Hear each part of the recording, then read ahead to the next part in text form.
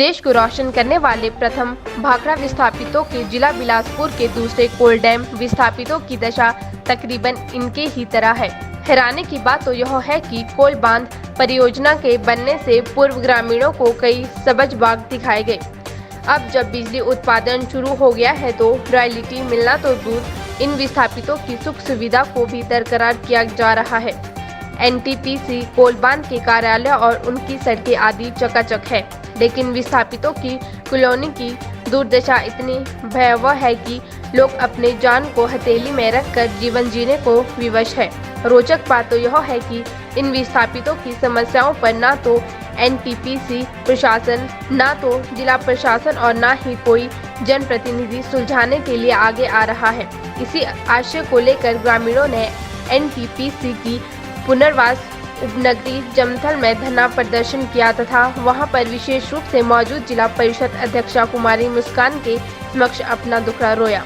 ग्रामीणों ने बताया कि कॉलोनी को जाने वाली सड़क पूरी तरह से टूट चुकी है, डंगे ढह रहे हैं, जबकि सड़क के दोनों ओर झाड़ियों का साम्राज्य अपनी दुर्दशा को बयान कर रहा है। उन्होंने कहा कि ग्राम पंचायत हरनोड़ा की सिरपा कॉलोनी में जनता जनार्दन के द्वारा मेरे सामने कुछ समस्याएं काफ़ी दिनों से आ रही हैं, तो मैंने जनता जनार्दन और चुने हुए प्रतिनिधियों से भी आग्रह किया कि आज हम चल के इस पंचायत का और इस कॉलोनी का एक बार दौरा भी करेंगे कि जो जनता जनार्दन की समस्याएं हैं उनकी हम सुनवाई भी करें।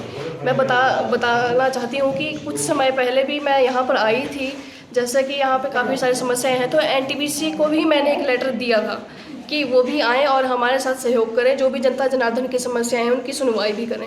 लेकिन शर्मिंदगी की बात है कि आज तक जितने भी लेटर एनटीपीसी को दिए गए या फ़ोन पे बात हुई उनसे कि आप आएँ और समस्याएं सुने, तो वो ना आए, ना उन्होंने किसी को और अधिकारी को एनटीपीसी से भेजा। उस समय तो जब एनटीपीसी बनी तब तो जनता जनार्दन ने उनका सहयोग किया, लेकिन जब उनके सहयोग की बारी है तो वो ना जनता की सुनते हैं, ना यहाँ मौके पे आते हैं। जैसा कि यहाँ देख ही रहे हैं कि मौके पे काफ़ी सारी जनता भी इकट्ठी हुई है, एकत्रित हुई है और डंगे गिर रहे हैं, लोगों के घरों को नुकसान हो रहा है। तो कुछ समय से जो लोग प्रभावित हैं वो स्कूल में रह रहे हैं, सिरपा स्कूल में, लेकिन उनकी सुनवाई आज तक भी नहीं की गई।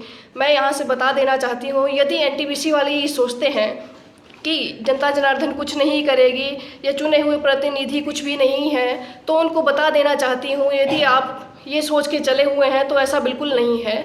जनता जनार्दन ने और हम सभी ने ये डिसाइड किया है कि यदि 7 दिनों के भीतर इनकी सुनवाई नहीं होती है, एनटीपीसी वाले यहाँ पर आके सुनवाई नहीं करते हैं इनकी, तो हम सड़कों पर उतरेंगे ताकि जो जनता जनार्दन की समस्याएं हैं उनका जो है समाधान हो सके। क्योंकि जनता ने जो इनके करने का काम था उन्होंने कर दिया है, हमें जिताकर यहाँ तक पहुँचा दिया है, तो अब हम सभी का जनप्रतिनिधियों का कर्तव्य बनता है कि हम जनता जनार्दन की जो समस्याएं हैं उनकी सुनवाई करें और प्रशासन को भी हम इनसे अवगत करवाएं।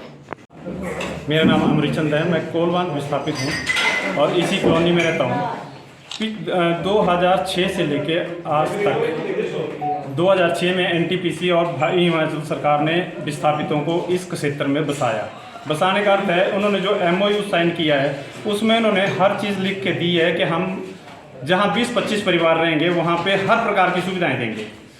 लेकिन जो स्कूल की बिल्डिंग इन्होंने बनाई है उसमें ग्राउंड नहीं है, सड़कों की बहुत ही बदतर हालत है। जो इन्होंने 8-8 मीटर के डंगे लगाए हुए हैं वो पिछले 15 सालों से गिरना शुरू हो गए हैं। अब नौबत ये आ गई है कि सड़कें बंद हैं, लोगों के घर टूट रहे हैं। आप देखिए, आप कैमरामैन को भेज के इसकी मतलब वीडियो बना सकते हैं या दिखा सकते हैं इसको।